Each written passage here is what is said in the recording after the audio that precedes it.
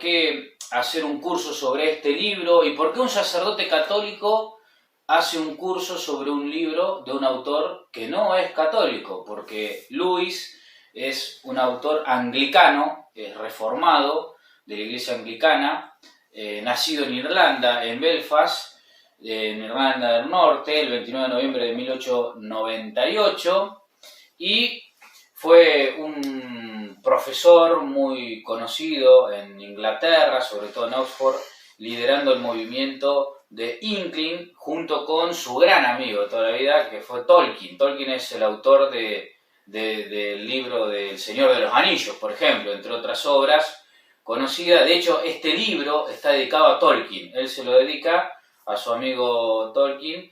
En 1942 compone esta obra, donde lo que va a tratar de hacer Lewis es empezar una gran apología a favor del cristianismo. Tolkien es el que lo ha podido reconectar nuevamente con la fe a Lewis, que tiene un periodo de ateísmo durante su adolescencia, hasta los 30 años, donde tiene contacto con Tolkien, tiene contacto con este movimiento de Inklings, que es un movimiento en Oxford, en la Universidad de Oxford, y se vuelve a reencontrar con su fe anglicana, con su fe cristiana, y empieza a escribir libros de ficción y de novelas apologéticos sobre el cristianismo y sobre lo que el cristianismo puede aportar. Tiene infinidad de obras, entre ellas una conocida que hace poquito se llevó a la pantalla grande también, como es Las Crónicas de Narnia, por ejemplo, ¿sí? Bueno, ¿por qué este libro y por qué un sacerdote católico habla de un autor anglicano que no es católico? Bueno, porque nosotros los católicos creemos que todo lo que hay de verdad en el mundo refleja la revelación de Dios.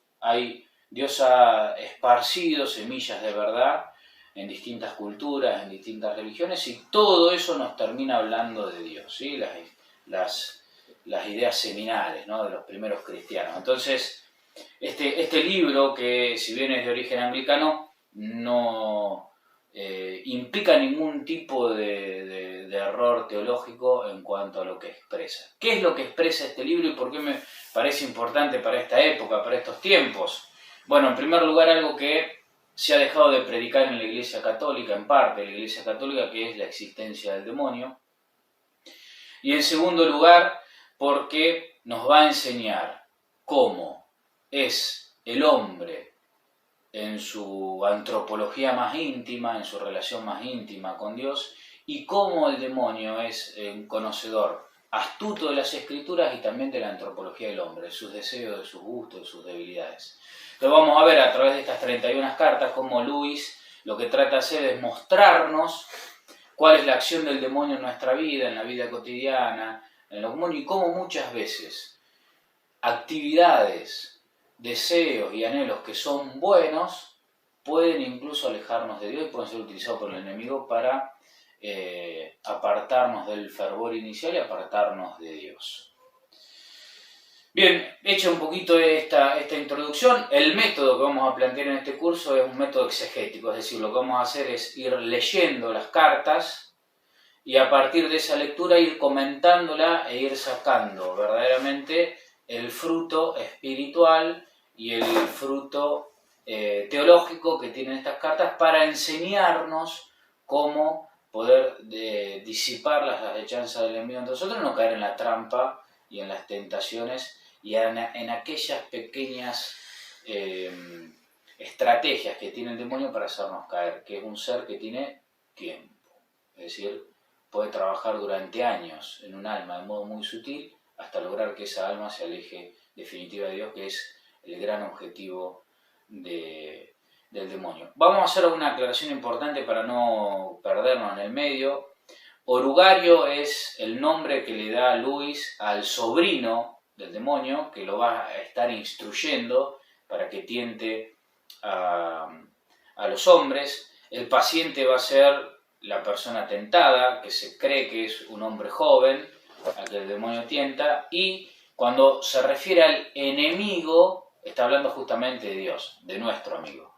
Cuando en la carta leemos que está hablando del enemigo, en realidad tenemos que hacer esa transformación mental y darnos cuenta que está hablando no de él mismo, sino que está hablando de Dios. El enemigo sería Dios. Para él en las cartas el enemigo es Dios porque la carta la compone el demonio, ¿sí? Entonces su gran enemigo es Dios, que es nuestro gran amigo.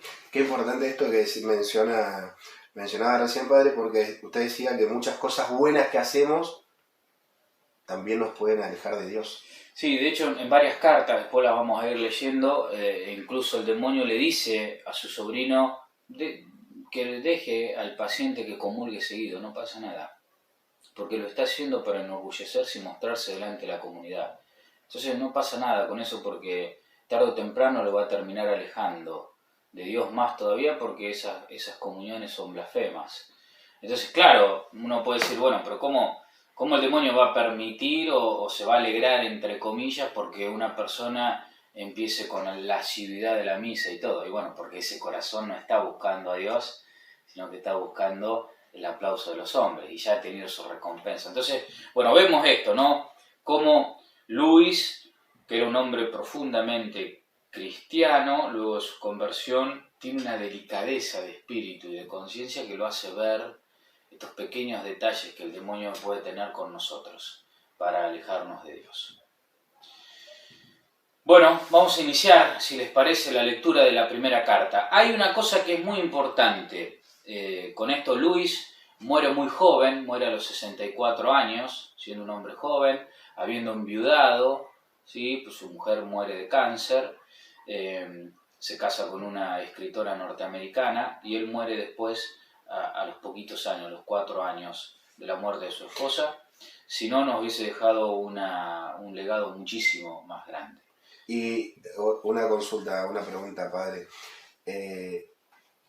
Al morir, antes de morir, ¿siguió siendo anglicano? Mira, ahí hay muchas conjeturas y no hay nada cierto. Nuestro corazón católico anhela de que un autor como Luis haya podido abrazar la plenitud de la verdad y haya podido abrazar la fe católica. No lo sabemos. Hay autores que sostienen que sí, que era un católico encubierto, entre comillas, de esos que en esta época, al principio del siglo XX, era muy común, que mantuvieran su fe de origen, habiéndose convertido en la intimidad. ¿Para qué? Para lograr captar y llevar hacia ideas católicas a aquellos que no lo eran.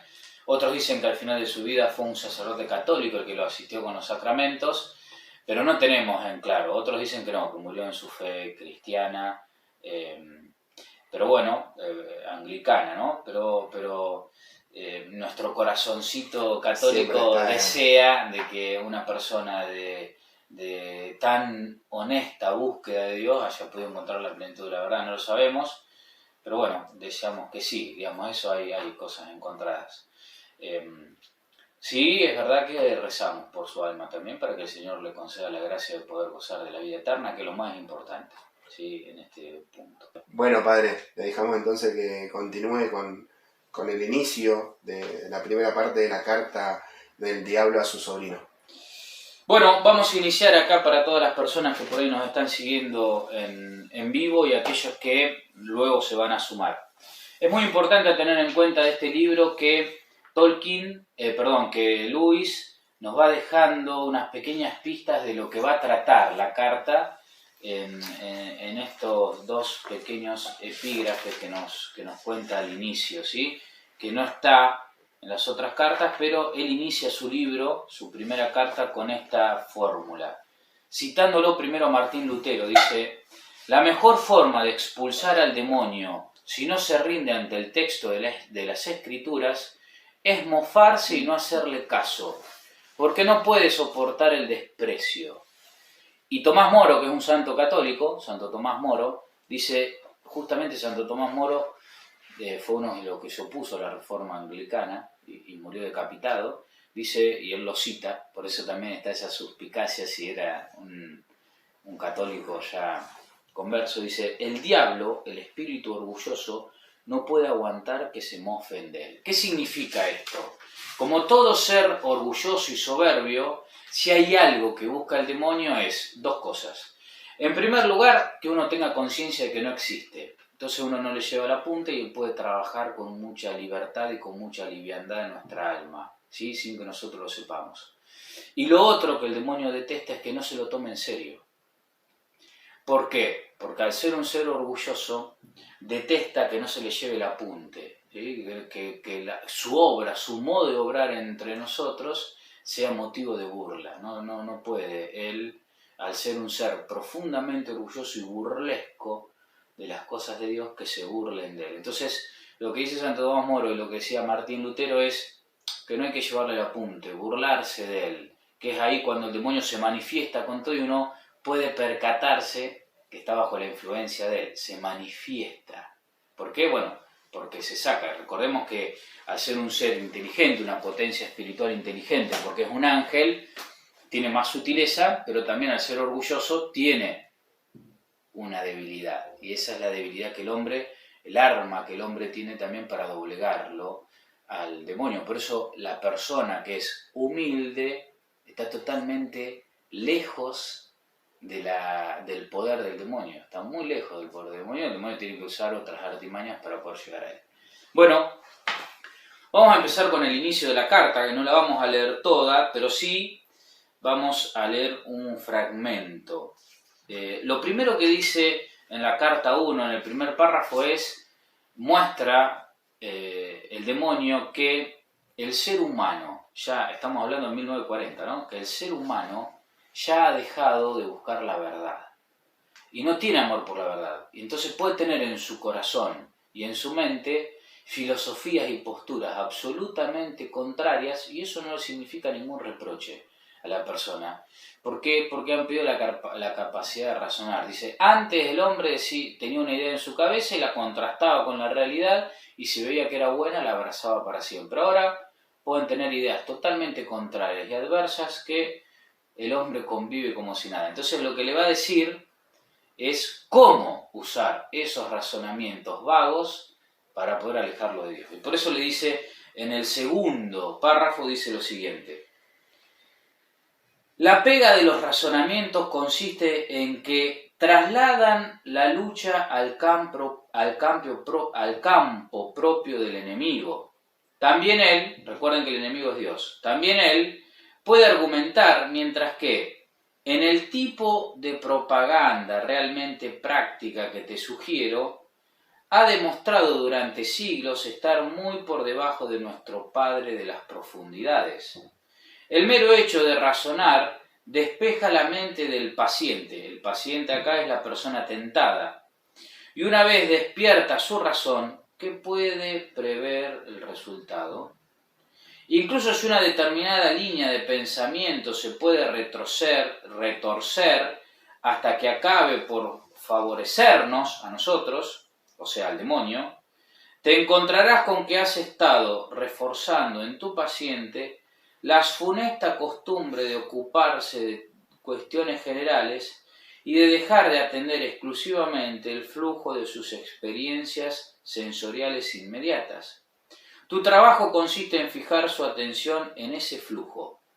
Enséñale a llamarlo vida real y no le dejes preguntarse qué entiende por real. Es decir, lo que le dice acá el demonio a su sobrino es: sacalo del plano ideal, dejalo que tenga en su mente estos pensamientos contrarios, estas filosofías contrarias, y que él empiece a sentir que lo que realmente es real no son los principios de la moral, los principios del evangelio, los mandamientos, sino lo que experimenta, lo que siente.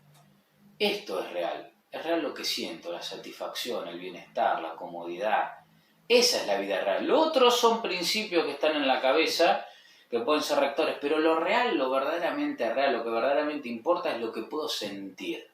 La vida sensorial. Entonces, ¿qué le dice el demonio a su sobrino? Hay que trabajar ahí, que la persona se crea que lo que realmente le va a dar felicidad es esta vida sensorial, la vida sensible, los sentimientos, lo sentimental. ¿Para qué? Para sacarlo de la vida de los principios, que es donde Dios habla, en la conciencia del hombre, donde están los principios morales, los principios del bien y del mal. No importa el bien y el mal, lo que importa es cómo me hace sentir. Si me siento bien, eso es la vida real. Eso es lo real. la diversión, ¿sí? La costumbre, la comodidad, la buena vida. Fíjense que esto es muy sutil. ¿Por qué? Porque realmente uno ha sido creado para la felicidad. Y la felicidad implica cosas concretas y reales, porque Dios habla en la realidad, no habla en la ilusión o en las utopías. Entonces dice, no importa que viva en el plano de lo real, porque Dios está en lo real. Nosotros somos aristotélicos tomistas, sabemos que Dios se revela en la realidad, en lo concreto. Y él dice, déjalo ahí, total, lo que él va a percibir de ahí no va a ser Dios ni los principios, sino que lo que va a percibir es el apego. Se va a pegar a las comodidades, a la riqueza, a la búsqueda del bienestar, al verse lindo, linda, al sentirse acompañado, querido, contenido, la vida sensorial. Bueno, eso es importante porque muchas veces nosotros sabemos que para ser felices necesitamos rodearnos, necesitamos ciertas comodidades para sentirnos plenos. Pero cuidado, una cosa es tener esas cosas para poder llegar al cielo y para poder dedicarme mejor a la oración, a la contemplación, a la búsqueda de Dios, que creer que eso es solamente lo real, la vida real. Miren, vamos a seguir leyendo un poquito más para terminar de darle vuelta a esta idea. Recuerda que no es, como tú, un espíritu puro, le dice. Es decir, el hombre no es solamente alma, es un ser corporal. Por eso nuestro cuerpo, los deseos de nuestro cuerpo, tienen que ser bien conocidos por nosotros y tienen que ser bien conocidas nuestras debilidades, porque el demonio sabe que nosotros no somos solamente espíritu y a veces nosotros no lo sabemos. Nos creemos seres muy espirituales, muy de Dios. Hay que tener cuidado porque el hombre es la unidad del cuerpo y del alma y el cuerpo muchas veces puede convertirse en carne. Y la carne es un enemigo del alma, según la Escritura. ¿Sí? ¿Por qué? Porque el hombre se empieza a volver superficial, carnal, y muy apegado a todo aquello que le hace sentir bienestar. Entonces el demonio dice, ten en cuenta que son cuerpo también. Entonces todo lo que pase por el cuerpo, por la satisfacción, los va a sacar de ese anhelo y ese deseo de cosas grandes. Pero no te preocupes si trabaja mucho, si está en muchas actividades de la parroquia, si reza mucho como una actividad y lo toma como una actividad más dentro del día, no te preocupes, porque lo que va a estar buscando es no la satisfacción del alma y los méritos del alma, sino la satisfacción del cuerpo, sentirse bien consigo mismo y con el aplauso de los demás. ¿Por qué? Porque no somos puro espíritu, somos cuerpo también. Y dice, a no haber sido nunca un ser humano, le dice él a su sobrino, no te puedes hacer idea de hasta qué punto son esclavos de lo ordinario. Lo ordinario no es lo desagradable acá, lo ordinario es lo cotidiano. Lo esclavos que son de lo cotidiano, de la familia, del mate, de la comodidad, del televisor, del aire acondicionado, de la estufita para el calor. Los esclavos que son de lo ordinario. Claro, le dice, como vos sos espíritu, y no fuiste nunca un ser humano, le dice el demonio a su hijo, no sabes el poder que tiene lo ordinario, lo cotidiano, la comodidad en el alma de la persona. Para encarcelarla, para alejarlo de Dios, ojo, estamos hablando de eso. Es el demonio que está entrenando a su sobrino para alejarnos de Dios, ¿sí? Y dice, tuve una vez un paciente ateo convencido que solía leer en la biblioteca del Museo Británico. Un día, mientras estaba leyendo, vi que sus pensamientos empezaban a tomar el mal camino. Ojo con este dato, porque a veces creemos que el demonio solamente ataca a los cristianos. Y acá el demonio está diciendo, tuve una vez un ateo. Es decir, el demonio no solamente ataca para alejarnos de Dios, sino que también actúa para mantener alejados de Dios los que ya se han alejado de Dios. Y eso es importante tenerlo en cuenta, porque a veces tenemos en nuestra familia personas que no creen, y tenemos que saber que la batalla de su conversión no es solamente con argumentos, no es solamente con la invitación, sino también con nuestra oración por ellos. son personas que siguen siendo tentadas por el demonio para que sigan oscureciendo su fe. Miren lo que dice acá.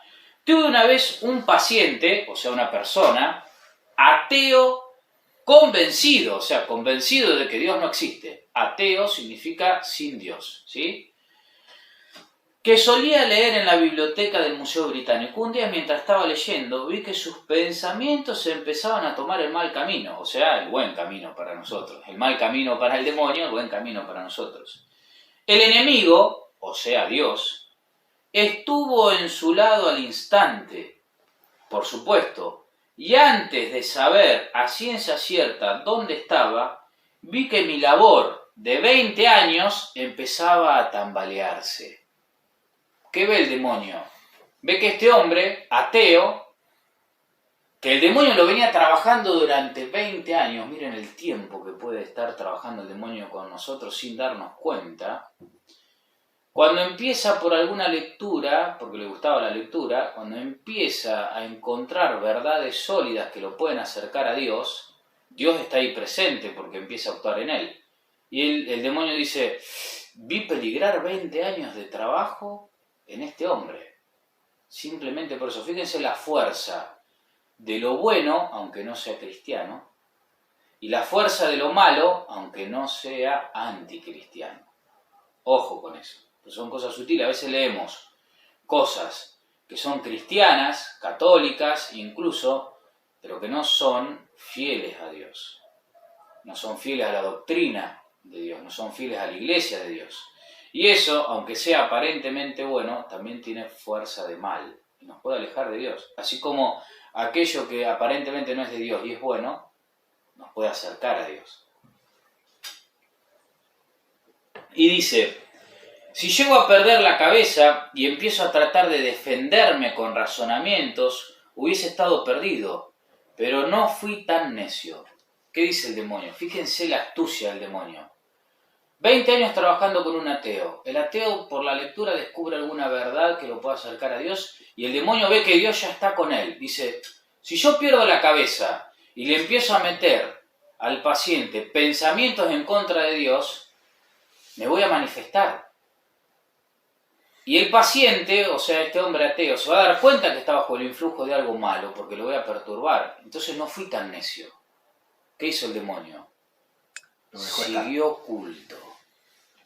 Sutilmente. Dirigí mi ataque inmediatamente a aquella parte del hombre que había llegado a controlar mejor, porque el demonio sabe dónde nos aprieta el zapato. ¿Y dónde atacó? Donde el demonio tenía mayor control sobre esa persona, ¿sí? Y le sugerí que vaya ahora a comer. ¿Cómo sacó al hombre de la acción de Dios? Con un placer sensible. ¿Tenés hambre? ¿Por qué no vas a comer algo? Entonces lo sacó de ese momento reflexivo en donde Dios podía hablar con él.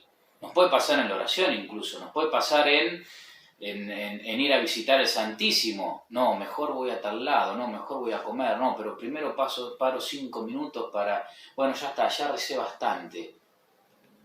Fíjense como algo tan básico y bueno para el hombre, porque el hombre tiene que comer, si no comemos morimos, y eso es querido por Dios que nos alimentemos bien, puede servir para cortar el influjo de Dios. Y el demonio lo usa.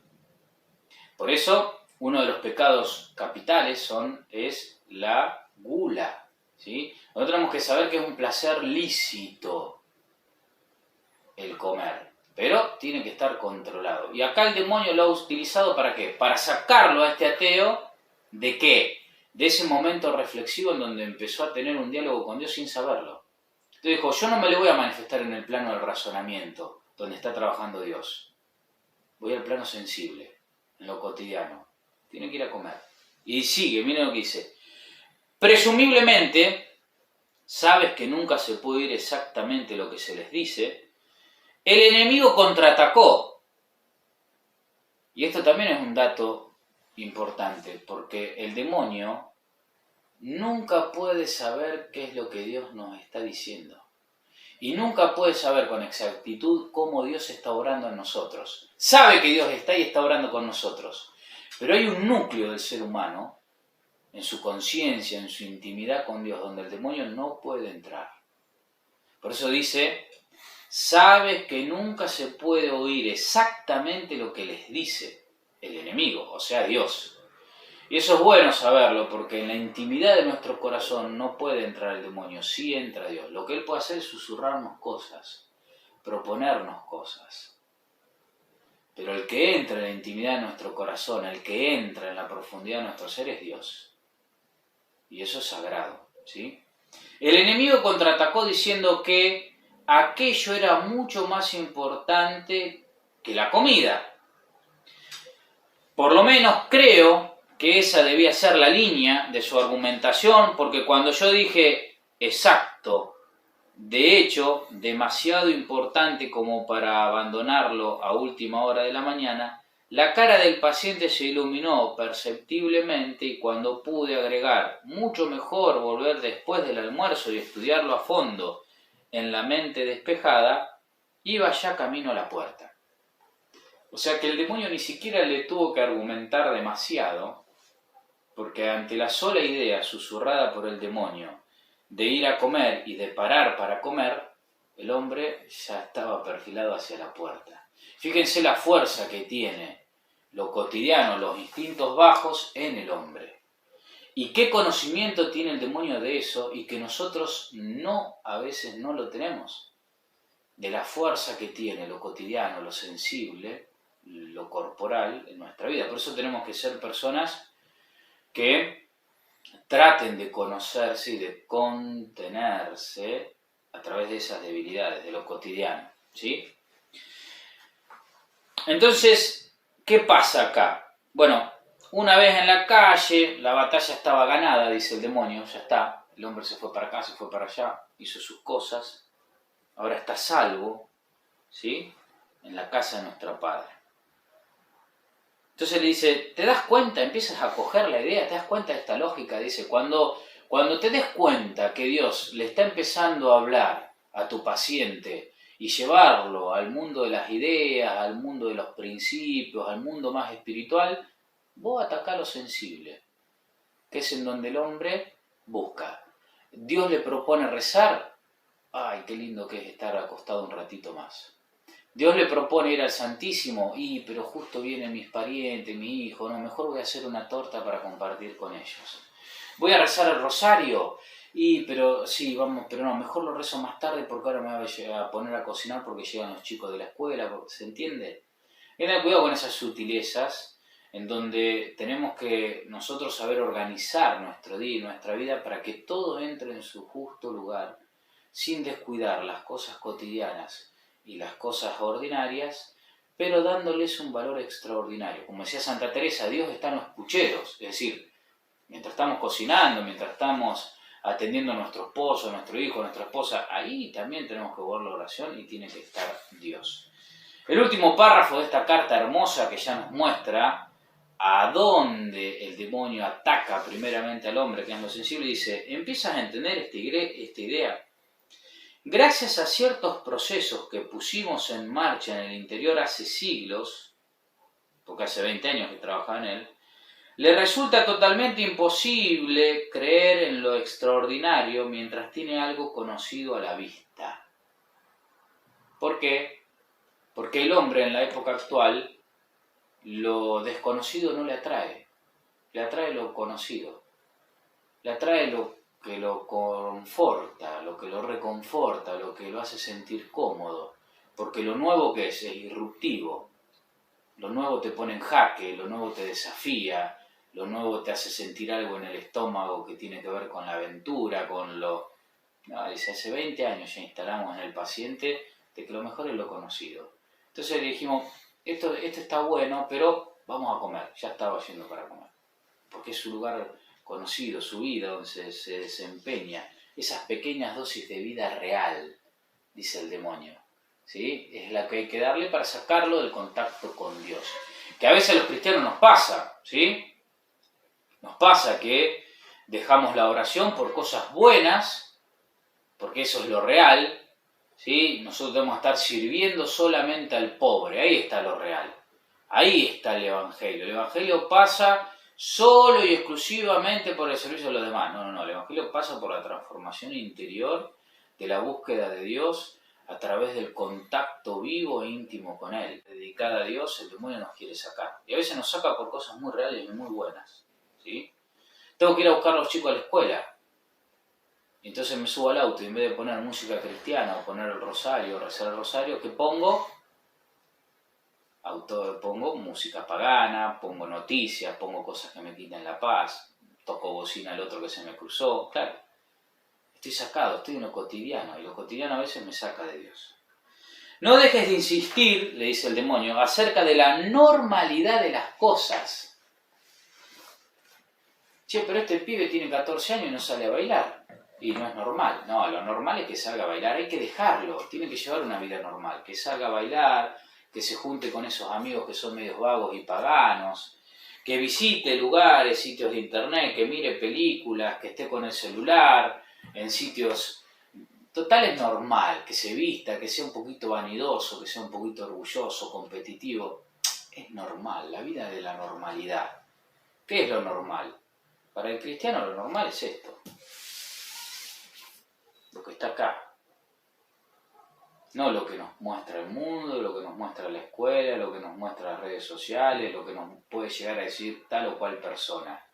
No, lo normal está acá. Que es como el Señor nos ha mandado a vivir. Esa es la normalidad. La normalidad es la vida de Dios. La normalidad cristiana es ir transformándonos siempre en Cristo, en otro Cristo, deificándonos, decían los primeros cristianos. ¿Qué va a hacer el demonio según lo que nos dice la primera carta? Nos va a vestir de normalidad cosas que son buenas, que son normales, y por ser normales y comunes y cotidianas, no creemos que nos pueden alejar de Dios, ni nos pueden hacer mal, para alejarnos de Él. Y miren cómo termina, que es hermoso. Dice, sobre todo, no intentes utilizar la ciencia, no quiero decir la ciencia de verdad, como defensa contra el cristianismo, porque con toda seguridad le incitarán a pensar en realidades que no puede tocar ni ver. Se han dado casos lamentables entre los físicos modernos, personas que a través de la ciencia llegan a la fe. Dice, ojo, tiene que ser ateo, tiene que creer en la ciencia, pero que no indague demasiado en eso porque va a empezar a darse cuenta que hay cosas que no podemos ver ni tocar, pero que hay que creer, ¿sí? Y se ha de juguetear con la ciencia, que se limite a la economía y a la sociología. No le dejes alejarse de la invaluable vida real.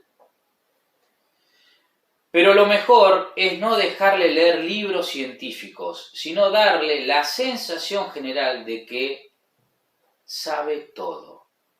Y que todo lo que haya pescado en conversaciones o lecturas es el resultado de las últimas investigaciones. Fíjense qué interesante esto, porque lo que nos está diciendo el demonio acá es que incluso en las cosas que nosotros creemos que pueden ser contrarias a Dios y a la fe, si se profundiza, encontramos el eco de la voz de Dios.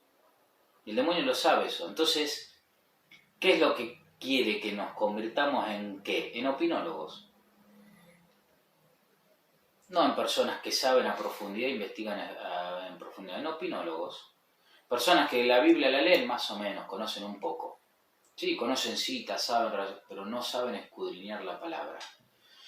En la ciencia sabe algunas cosas, más o menos, algunos principios, algunas cuestiones, pero que no investigue demasiado. Opinólogos.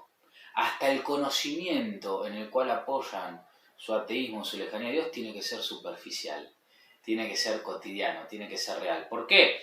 Y porque cuando se va a la profundidad, se toca con la profundidad de uno, y en la profundidad de uno habla Dios. Y es lo que quiere sacarnos todo el tiempo de esa profundidad, para que a través de la superficialidad lo que nos gane es la comodidad, la corporeidad, ¿sí? La sutileza. Dice, pero lo mejor es no dejarle leer libros científicos, sino darle la sensación general que sabe todo y que todo lo que haya pescado en conversaciones o lecturas es el resultado de las últimas investigaciones. Acuérdate de que estás ahí para embarullarle, o sea, confundirlo. Pero como habláis algunos demonios jóvenes, cualquiera creería que nuestro trabajo consiste en enseñar. Te saluda tu cariñoso tío. Entonces, lo que le está diciendo el demonio es que hay que trabajar en esta superficialidad, en el hombre, en esta vida real, en esta vida de lo normal. ¿Para qué? Para que cada vez se vaya apegando más a lo corpóreo. Y apegándose a lo corpóreo, sea una persona superficial. Desde la sutileza, desde el trabajo largo, el demonio lo único que va a buscar es alejarnos de Dios, de las cosas profundas, enseñándonos de que conocemos el hombre, conocemos la sociología, la politología, las ciencias humanas, pero en última instancia, al no conocer nada en profundidad, lo único que encontramos son almas y mentes confundidas. Y ese es el gran trabajo del demonio, no es enseñarnos, sino que es confundirnos. Bueno, la primera carta termina así, con esa gran enseñanza, sabiendo de que el demonio es sutil, de que el demonio va a buscar no manifestarnos de que estamos bajo su influencia y de embarullarnos con un montón de verdades y de actitudes que hacen que el hombre sienta que es normal, que no es un mojigato, que no es un santurrón, que no es una persona que está todo el día encerrada en la iglesia vistiendo santos, y esas pequeñas cosas son las que van erosionando la búsqueda de interioridad, que es lo que corta con la superficialidad.